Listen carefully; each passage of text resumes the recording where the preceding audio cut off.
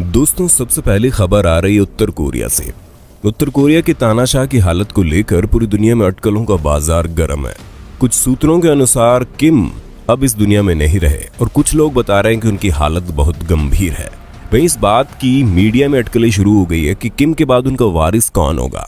हालांकि अब तक किम की हालत को लेकर किसी भी खबर की पुष्टि नहीं हो सकी है। उनकी हालत को लेकर अमेरिका के राष्ट्रपति डोनाल्ड ट्रंप ने भी कहा है इस बारे में वो कुछ नहीं जानते।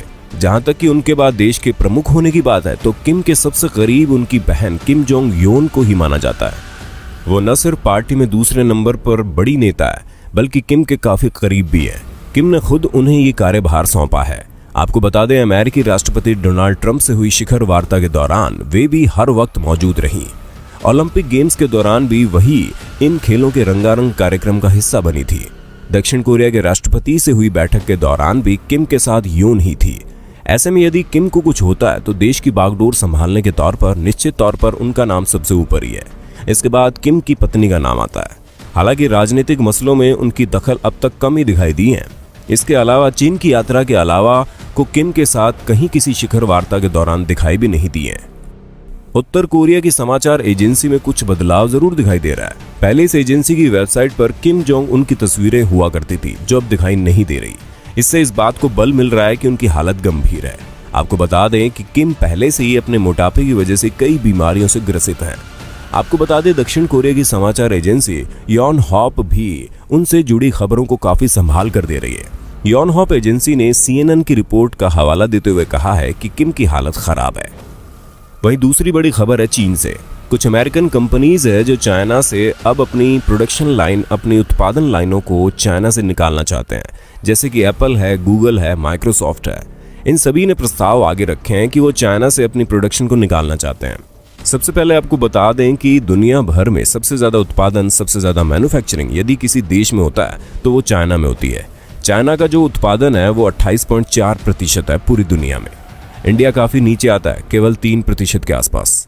कोरोना वायरस महामारी के बाद कंपनीज ने चीन पर निर्भरता को कम करने के लिए अपनी उत्पादन सुविधाओं को दूसरे देशों में शिफ्ट करने का सोचा है। जैसे साउथ कोरिया की कुछ कंपनीज है जो प्लान कर रही हैं चाइना से निकलने का। जापान का आपने सुना ही होगा कि वो भी चाइना से निकलने का प्लान कर रही है। ये सारी कंपनीज अब भारत की तरफ आ रही है। वहीं इसी बीच कुछ कंपनीज ने अपना कारोबार वहां से निकालने का काम शुरू भी कर दिया है। सबसे पहला एग्जाम्पल है सैमसंग का। सैमसंग जो कि एक साउथ कोरियन कंपनी है, बहुत बड़ी कंपनी है, स्मार्टफोन्स काफी फेमस है इसके। ये अपने फोन्स की प्रोडक्शन जो कि वियतनाम में शिफ्ट करने वाली है।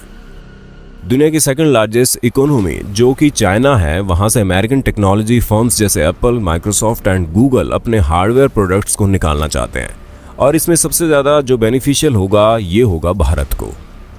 वहीं तीसरी सबसे बड़ी खबर भारत सरकार की तरफ से आ रही है। मोदी सरकार क्रिएटिविटी पर खासा जोर दे रही है।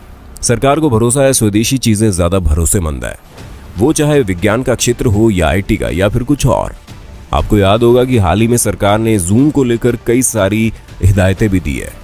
सुरक्षा की दृष्टि से वो ऐप विश्वसनीय नहीं है। ऐसे में सरकार चाहती है कि इस ऐप के जैसा कुछ स्वदेशी बनाया जाए। इस कड़ी में केंद्र सरकार ने भारतीय सॉफ्टवेयर कंपनीज के लिए video conferencing app development challenge launch किया है। इसकी प्राइज मनी 1 करोड़ रुपए रखी गई है। Video conferencing solution development challenge 3 stage में होगा। ये 3 स्टेज आइडिएशन, प्रोटोटाइप और सोल्यूशन बिल्डिंग है। स्टेज 1 में टीमों को इनोवेशन और आइडिया को प्रस्तावित करना है। उसमें से टॉप 10 को सिलेक्ट किया जाएगा और प्रोटोटाइप बनाने के लिए 5 लाख रुपए की फंडिंग मिलेगी। अगले स्टेज में शॉर्टलिस्ट होने के बाद प्रोटोटाइप को ज्यूरी को दिखाने का मौका मिलेगा। आखिरी पड़ाव के लिए तीनों टीमों को शॉर्टलिस्ट किया जाएगा और हर टीम को 20 लाख रुपए की फंडिंग अंतिम प्रोडक्ट बनाने के लिए दी जाएगी और इसमें से जीतने वाले को 1 करोड़ की इनामी राशि के साथ इलेक्ट्रॉनिक्स और IT मंत्री रविशंकर प्रसाद से सर्टिफिकेट मिलेगा। विजेता टीम को 10 लाख रुपए सालाना का सपोर्ट भी दिया जाएगा, जिससे वो अपने द्वारा बनाए गए वीडियो कॉन्फ्रेंसिंग सोल्यूशन के संचालन और रखरखाव का काम कर सके। ऐप डेवलपमेंट प्रोग्राम के लिए रजिस्ट्रेशन 13 अप्रैल से शुरू हो चुका है और इसकी आखिरी तारीख 30 अप्रैल है। ऐप बनाने को लेकर कुछ शर्तें रखी गई है, जैसे कि वीडियो कॉन्फ्रेंसिंग ऐप किसी भी डिवाइस पर काम कर सके, यहाँ तक कि कमजोर नेटवर्क वाले क्षेत्रों में भी आसानी से काम कर सके। इसके अलावा ऐप में डाटा एनक्रिप्टेड फॉर्मेट में ट्रांसफर हो और ये पावर की खपत कम करे।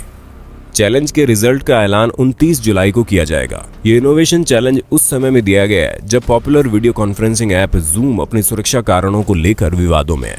इस चैलेंज के जरिए सरकार घर से काम कर रहे सैकड़ों लोगों को सुरक्षित माहौल और सुविधाएं मुहैया कराना चाहती है। वर्क फ्रॉम होम के चलते लगभग सभी महत्वपूर्ण जानकारियों का आदान प्रदान ऑनलाइन किया जा रहा है। इस कारण ऑनलाइन माध्यमों से डेटा चोरी और गोपनीय जानकारियों के लीक होने का खतरा काफी बढ़ गया है। लॉकडाउन के दौरान वीडियो कॉन्फ्रेंसिंग के लिए जूम ऐप का काफी इस्तेमाल देश भर में हो रहा है। इसके फ्री वर्जन में 100 यूजर्स और पेड वर्जन में 500 यूजर्स एक साथ वीडियो कॉन्फ्रेंसिंग में शामिल हो सकते हैं।